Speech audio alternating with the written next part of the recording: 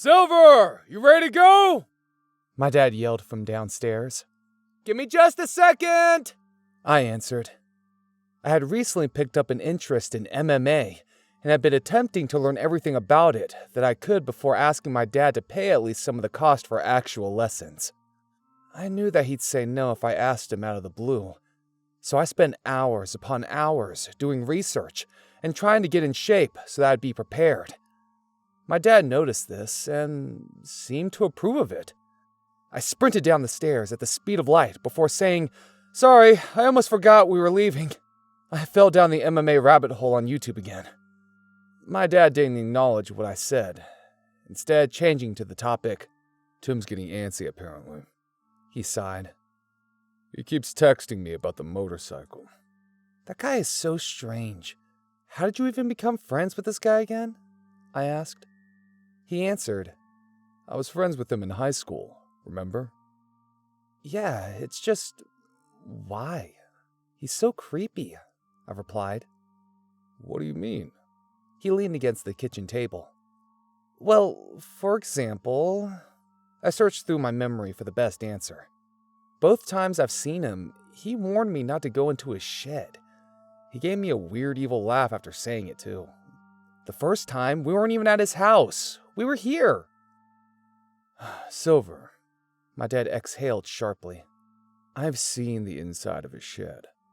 He keeps his most expensive motorcycle in there. That's just his way of saying not to touch it. You're being slightly paranoid here. He just rubs me the wrong way, I said, looking down. He didn't respond verbally, instead rubbing his forehead and grabbing his car keys. The ride to Tim's house was a long one. As I played my music, I drowned out what was happening around me, only snapping back to reality when I heard the GPS tell us we had arrived. The last time we were there was 2 years prior, and I managed to completely forget how isolated the land was. Tim lived frugally, owning a house lot in the middle of nowhere, and practically only spending money on motorcycles and alcohol. I checked my phone.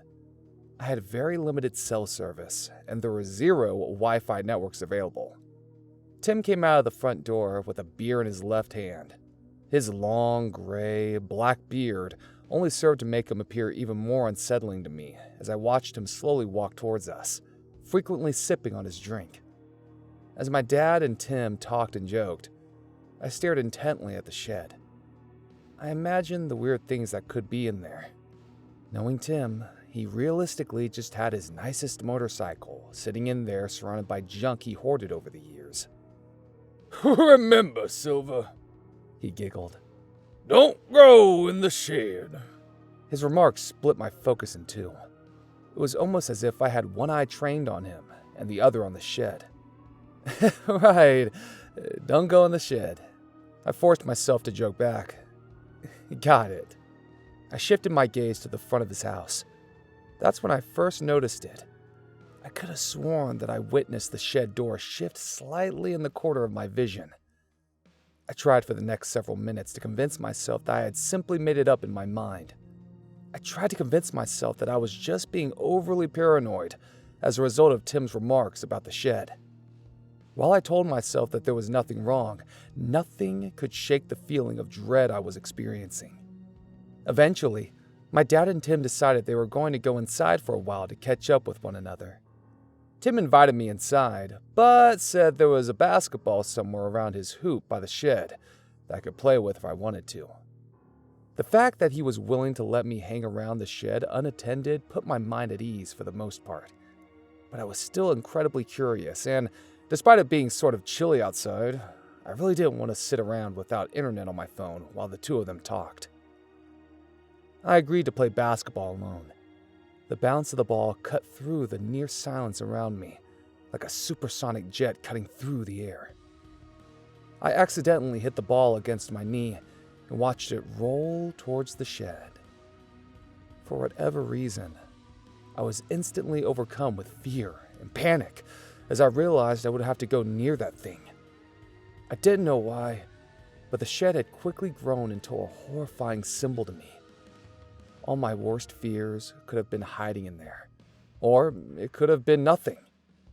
This intrigued me, and yet confused me, as I had no real reason to be intrigued.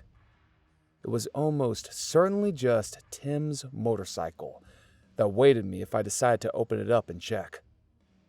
When that ball bounced off the shed's door, however, that is not what was going through my mind. I carefully trudged towards the shed, almost as if I was worried that Tim was watching me, making sure I didn't get too close.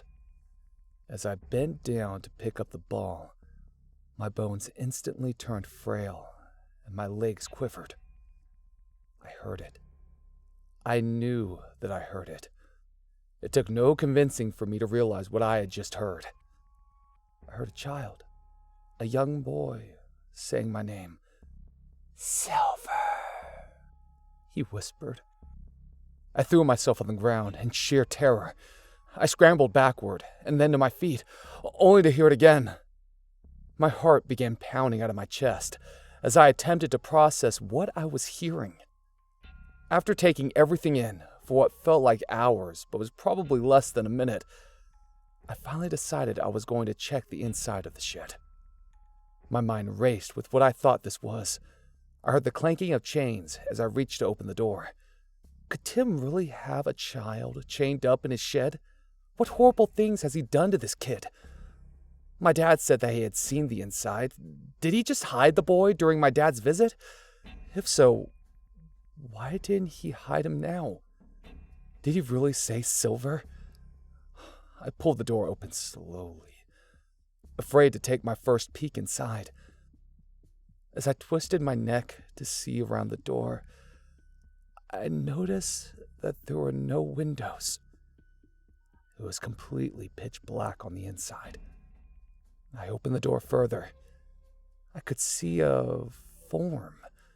Thick metal chains sprawled out from the form like serpents, hissing at the light as it shined on them from the outside. The child appeared disfigured and overly pale in the sunlight. His spine contorted across his hunched-over back. I heard a low growl emanating from him as I took a controlled step forward. 2 more steps. I could sense something deeply wrong with this boy. His form appeared broken and sick. The air smelled of rotten meat. In fact, the smell was notably emitted from a bucket in the corner. The floor was covered in straw, as if he was a farm animal. A dark brown substance appeared splattered across it. Suddenly, something Tim had said flashed back into my brain at incredible speed. The first time I ever met him, the time when he warned me about his shed without me even being there. He said, "Don't go in the shed. You just might never come out." That was the last thing I was ever able to think before the creature turned around and lunged at me.